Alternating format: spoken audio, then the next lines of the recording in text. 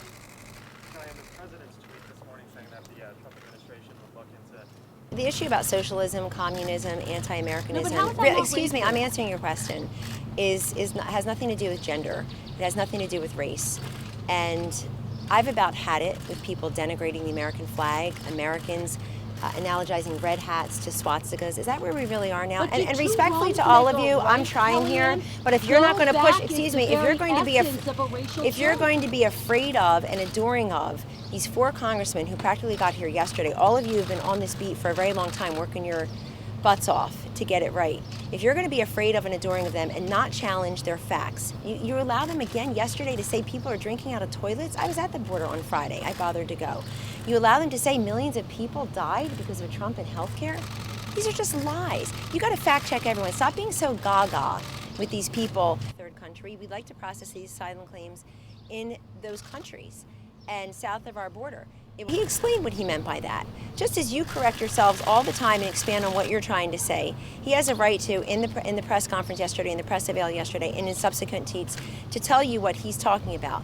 He is basically, how is he saying anything different than what a lot of the Democrats were saying about those 4, the squad that hasn't done squat legislatively? How is he saying anything differently than what Democrats were saying on the record and as background off the record last week to a lot of you? You were publishing it a couple short days ago. I'm old enough to remember 4 days ago when Democrats like Congressman Greg Meeks, like Congressman William Lacey Clay, esteemed members of the Congressional Black Caucus, senior Democrats, frustrated in saying that out loud. Maybe they'll primary the one of them. Why are they calling Nancy Pelosi a racist, essentially? So when you throw the word racism around long enough, people get desensitized to it, and that's a shame because there is racism in this country, and it's real.